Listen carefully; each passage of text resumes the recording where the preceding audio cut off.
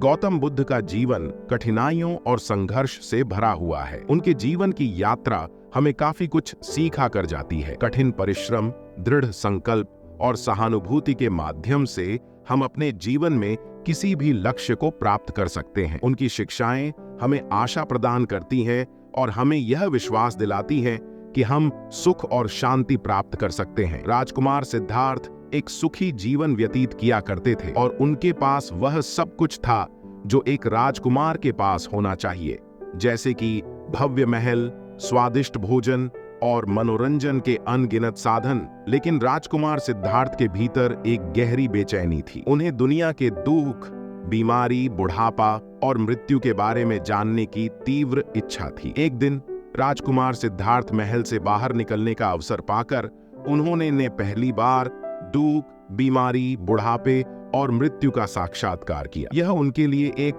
गहरा सदमा था। उन्होंने महसूस किया कि इन दुखों से कोई भी छूटा नहीं है, चाहे वह राजा हो या प्रजा। इस अनुभव उन्हें दुखी कर दिया और उन्होंने राजपाट त्यागने और इन दुखों का कारण जानने का प्रण लिया। उन्होंने वैभवपूर्ण जीवन छोड़ दिया और एक साधारण साधु का जीवन अपना लिया। राजकुमार सिद्धार्थ ने कई वर्षों तक उन्होंने विभिन्न शिक्षकों से ज्ञान प्राप्त किया और कठोर तपस्या की। उन्होंने गहरे ध्यान में बैठकर जीवन के रहस्यों को समझने का प्रयास किया। आखिरकार एक रात बौद्ध गया में एक पीपल के पेड़ के नीचे ध्यान करते समय उन्हें ज्ञान की अनुभूति हुई और वह बुद्ध बन गए। बुद्धत्व को प्राप्त करने के बाद उन्होंने अपना शेष जीवन दूसरों को दुखों से मुक्ति का मार्ग सिखाने में लगा दिया। उन्होंने 4 आर्य सत्य और अष्टांगिक मार्ग की शिक्षा दी, जो दुख से मुक्ति का मार्ग प्रशस्त करते हैं। एक बार गौतम बुद्ध वैशाली नगरी में धर्म प्रचार के लिए जा रहे थे। जब वे नगरी के बीचों बीच से गुजर रहे थे,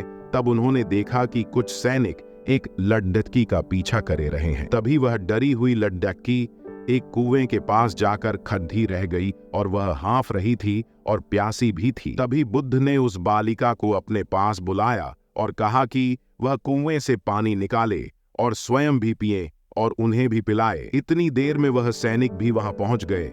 बुद्ध ने उन्हें हाथ के संकेत से रुकने के लिए कहा। बुद्ध की बात सुनकर लद्दाखी ने कहा, महाराज मैं एक अछूत लद्दाखी हूँ और मेरे कुएं से पानी निकालने पर जल दूषित हो जाएगा। तभी बुद्ध ने उससे फिर कहा, बालिका बहुत जोर की प्यास लगी है, पहले तुम पानी पिलाओ। तभी कुछ देर बाद वैशाली नगरी के राजा भी आ गए। फिर उन्होंने बुद्ध को नमन किया। बाद में सोने के बर्तन में केवद्दे और गुलाब का सुगंधित पानी पीने के लिए दिया, पर गौतम बुद्ध ने उसे पीने से मना कर दिया। बुद्ध ने एक बार फिर बालिका से अपनी बात दोहराई। इस बार बालिका ने साहस के साथ कुएं से पानी निकाला और स्वयं भी पिया और गौतम बुद्ध को भी दिया। और पानी पीने के बाद बुद्ध ने बालिका से उसके भय का कारण पूछा। तब उस बालिका ने बताया, मुझे सयोंग से राजा के दरबार में गाने का अवसर मिला था और राजा ने मेरा गीत सुन मुझे अपनी गले की माला पुरस्कार स्वरूप दी। लेकिन उन्हें किसी ने बताया कि मैं एक अछूत लद्दाखी हूँ और यह जानते ही राजा ने मुझे अपने सैनिक को मुझे जेल में डालने के लिए बोल दिया। मैं किसी तरह उन सैनिकों से बचकर यहाँ तक पहुँच गई और आप मिल गए। इस पर बुद्ध ने कहा कि सुनो राजन, मैं चाहता हूँ कि आप मेरी इस शब्द को